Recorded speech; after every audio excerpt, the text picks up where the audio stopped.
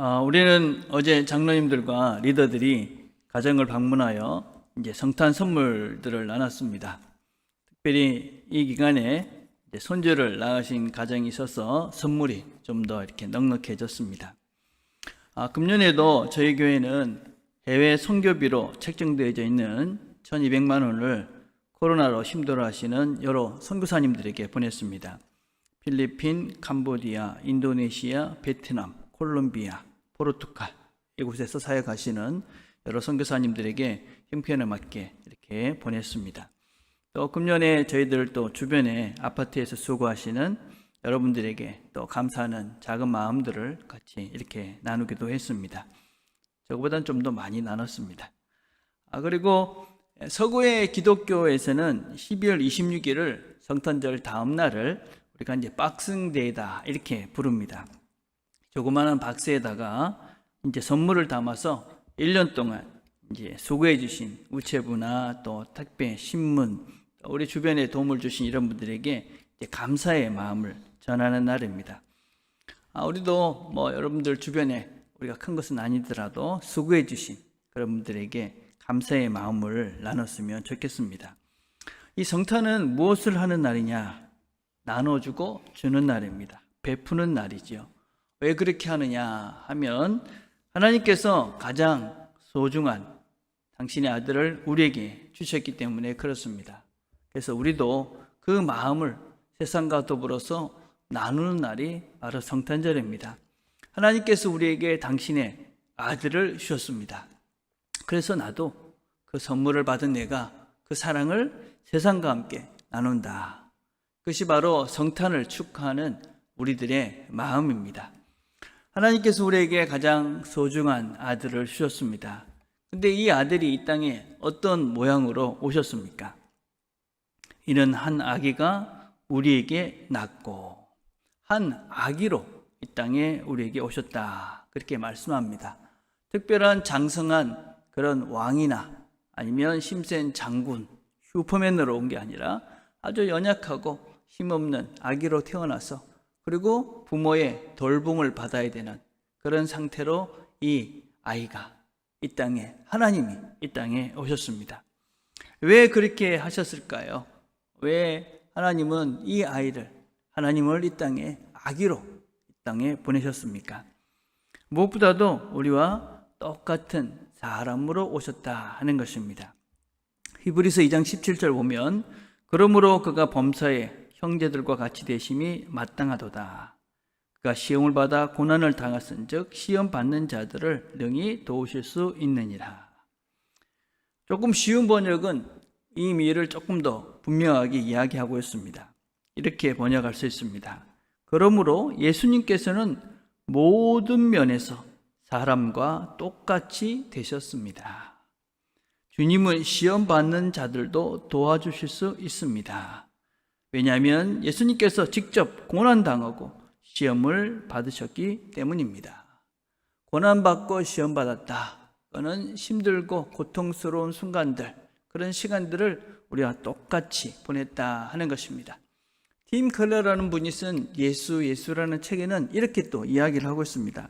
성육신, 그러니까 하나님께서 이 땅에 오신 이것은 어떤 이유로든지 하나님이 우리를 넘어지도록 고생하도록 슬픔과 죽음을 당하도록 그냥 두시기로 하셨다는 뜻이다. 단 그분 자신도 정직하고 용감하게 똑같은 일을 감당하셨다. 우리가 똑같이 되셔서 우리가 감당해야 되는 고통과 힘듦과 죽음을 그분이 다 겪으셨다 하는 말입니다. 우리가 겪는 아픔과 고통을 그분도 다 겪었기 때문에 우리의 고통과 아픔이 어떻다 하는 것을 그분은 잘 아신다 하는 것입니다. 그리고 그것을 그분은 그냥 고통을 겪고 아픔을 겪는 것으로 끝난 것이 아니라 그 모든 아픔과 고통과 슬픔과 죽음까지도 그분은 이기고 승리하셨습니다. 우리는 주님을 믿기 때문에 우리의 죽음 이후 부활과 영생을 믿습니다. 그 죽음과 영생을 믿는다는 것은 단지 죽음 이후의 사실만을 믿는 것이 아닙니다. 그분이 죽음과 그런 부활과 영생을 우리가 믿는다는 것은 이 땅에서 우리가 당하는 그런 고난과 고통을 이기셨던 주님처럼 우리도 이 땅에서 그런 고난과 고통도 이길 수 있다. 우리가 이긴다. 그런 믿음을 갖고 있는 것이 우리의 신앙입니다. 주님께서 이 땅에 오셔서 우리와 똑같은 아기로 태어나서 겪으셨던 그 고난과 고통과 또 누구의 도움을 받으며 살았던 그 시간들 속에서 여전히 하나님과 함께하며 그 시간을 보냈습니다. 우리는 주님을 믿는다. 그것은 바로 우리도 그렇게 할 수 있다. 우리의 삶의 현장에서 죄도 이길 수 있고 고통도 우리가 넘어갈 수 있고 그리고 죽음을 당할지라도 죽음 이후에 주님께서 우리를 다시 살리셔서 부활케 하셔서 영생토록 우리를 살게 하실 것이다 하는 믿음이 바로 우리가 주님을 믿는 믿음입니다. 그래서 그분은 우리와 똑같은 아기로 이 땅에 오신 것입니다. 너희들도 나와 같이 될 것이다. 또 다른 의미는 아기로 태어났다 하는 것은 새로운 생명을 의미합니다. 아기는 새로운 생명입니다. 새롭게 시작하는 시작점입니다. 성탄은 새로운 시작을 알리는 날입니다. 그래서 우리가 잘 알다시피 BC, AD 이렇게 나눕니다. Before Christ, 예수님 이전, AD, Anno Domini라는 말인데 그것은 주님 이후 그런 말입니다. 세계의 역사는 주님이 오신 이전과 이후로 나눠집니다. 새로운 시작이 우리 모든 인류에게 시작되었다 하는 것을 의미하는 것입니다. 우리의 삶도 마찬가지입니다. 어떻습니까? 여러분의 삶들도 예수님이 오시기 전과 이후는 다릅니다. 그래서 우리는 예수님을 통해서 새로운 시작을 해가는 것입니다. 그래서 주님께서 이 땅에 오신 이 날은 우리가 새로운 시작, 새로운 생명, 새로운 삶을 이제 시작하는 그날, 그렇게 됐다라는 것을 우리에게 확인시켜 주시는 날이 바로 이 성탄절입니다. 우리는 이 성탄절에 나는 그래 새로운 삶을 살기로 했어. 세상과는 다른, 이전에 나와는 다른 새로운 삶을 살기로 그렇게 결정하고 그 주님의 길을 따르고 있어. 그래서 우리가 새로운 존재가 되었음을 다시 한번 확인하는 날이 바로 성탄절입니다. 새롭게 우리의 시작을 다시 한번 정리하시고 새롭게 시작하는 날이 되길 바랍니다. 나는 새로운 존재다. 우리는 새로운 존재다. 새로운 존재가 되고 말 것이다. 새롭게 시작하는 날이 되시길 바랍니다.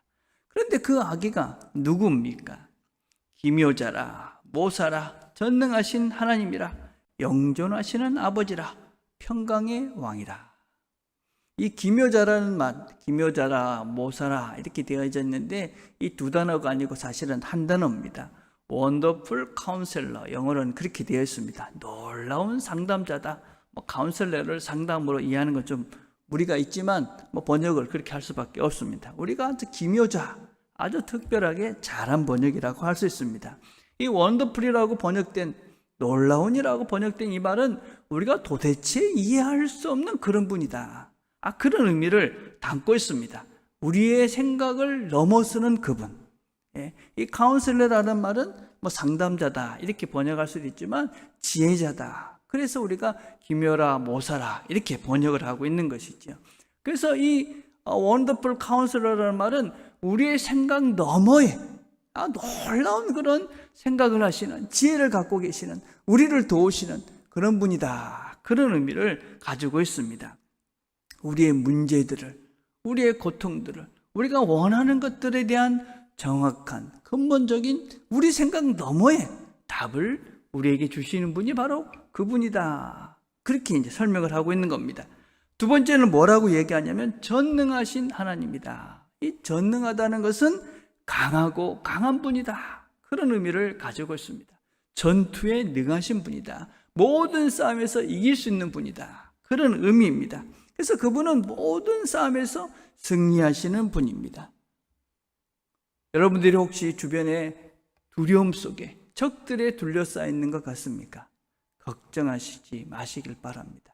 그분은 모든 싸움에서 능히 이길 수 있는 마이티 가, 전능하신 하나님이시기 때문에 우리가 그분과 함께하는 우리가 그 싸움을 두려워할 필요가 없는 것입니다. 우리를 지키시고 또 우리와 함께 하시면서 그 싸움을 이길 수 있도록 그분이 이 땅에 우리에게 오신 것입니다. 세 번째는 영원하신 아버지다. 영원하신 아버지. 아버지의 성품 무엇입니까? 아버지는 뗄 수 없는 사랑의 관계입니다. 어쩔 수 없는, 우리를 보호할 수밖에 없는, 함께 할 수밖에 없는 그런 아버지다. 그런 의미입니다.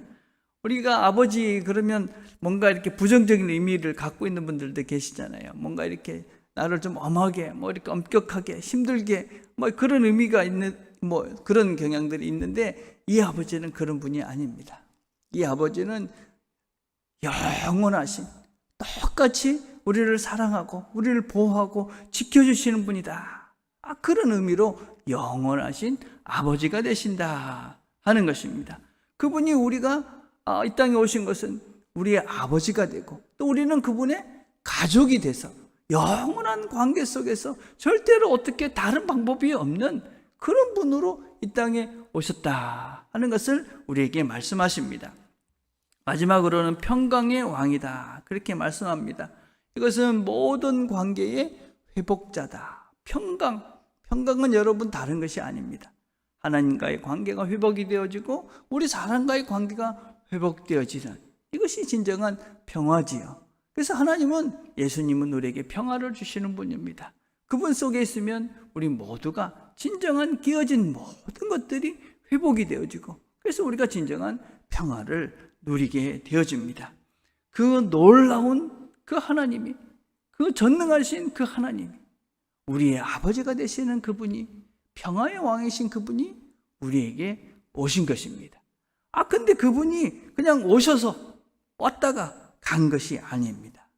오늘 본문을 보니까 뭐라고 이야기하고 있냐면, 한 아들을 우리에게 주신 바 되었다. 우리에게 주신 것입니다. 그냥 오셨다가 잠깐 우리에게 보였다가 사라져 버린 것이 아니고 그분을 우리에게 주신 것입니다. 그래서 그분이 그냥 떠나버린 것이 아니고 우리에게 주어진 것입니다. 우리에게 있는 것입니다. 그분이 지금 우리에게 어떻게 같이 하고 있습니까?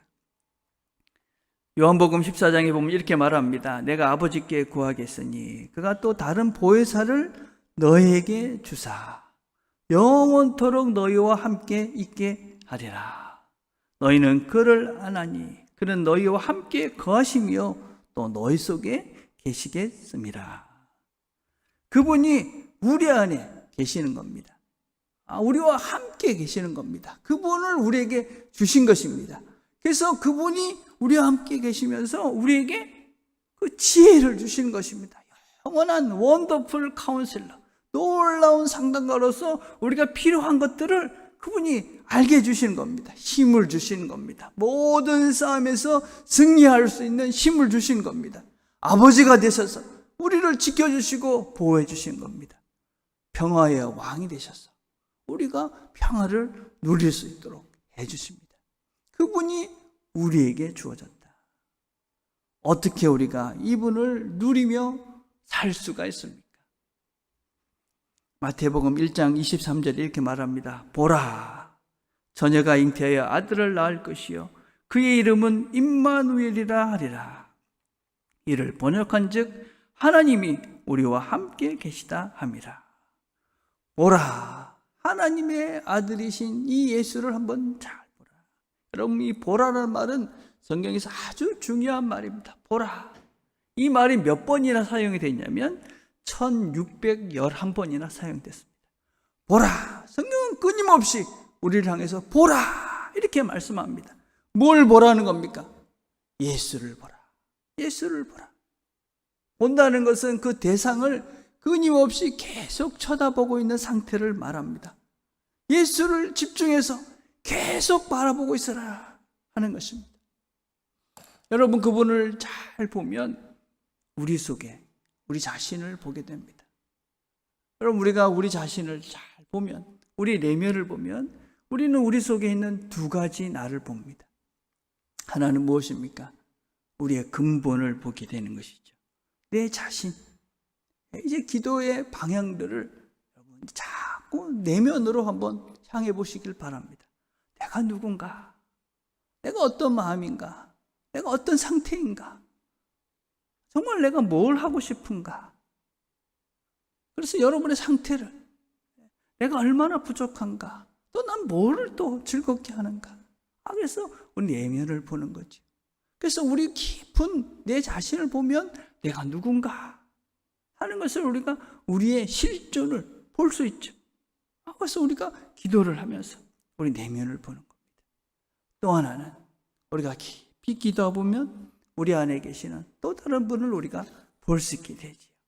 하나님 성령님이십니다.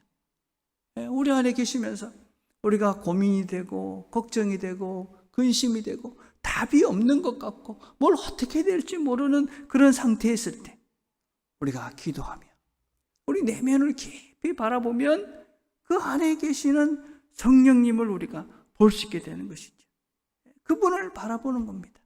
그분을 보는 겁니다. 그러면 그분이 우리 안에서 답을 주십니다. 그분이 갈 길을 보여주십니다. 싸워 이길 수 있는 힘을 주십니다. 우리를 보호하시고 우리를 사랑하신다고 걱정하지 말라고 우리 아버지 되시는 그분이 나를 위로해 주십니다. 눈이 열려서 평화의 길이 보입니다.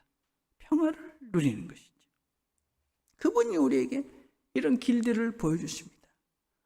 오늘 본문에 뭐라고 이야기합니까? 만군의 여호와의 열심이 이를 이루시리라. 만군의 여호와의 열심이, 그분이 얼마나 열심이십니까?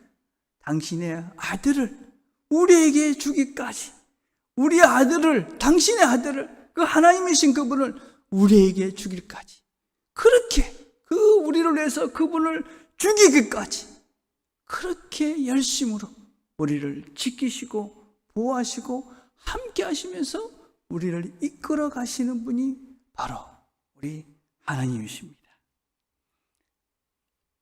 이 땅에 그 사랑을 가지고, 사랑 때문에 이 땅에 오셔서 우리를 위해서 죽기까지 우리의 모든 것들을 내어주신 그분, 주님이 오신 이 성탄의 날에 이 만군의 여호와의 이 열심을 믿으시고 새롭게 하늘의 힘을 더해서 새로운 나로 힘있게 또 다른 날을 살아가는, 또 다른 한 해를 살아가는 저와 여러분이 되기를 간절히 바라겠습니다. 기도하겠습니다. 하나님 아버지 감사합니다. 오늘 저희들이 또 함께 말씀을 들었습니다. 하나님께서 이 땅에 왜 오셨는지, 누구로 오셨는지, 또 어떻게 우리와 함께 하는지 말씀을 통해 다시 한번 깨달았습니다. 우리와 함께 하시는 그분을 바라보며 우리가 하나님의 열심을 믿고 이 땅에 힘있게, 또 힘들지만 또 새로운 하나님의 힘으로 모든 거 이겨갈 수 있는 우리 모두가 되도록 은혜를 베풀어 주옵소서. 예수님의 이름으로 기도드립니다. 아멘.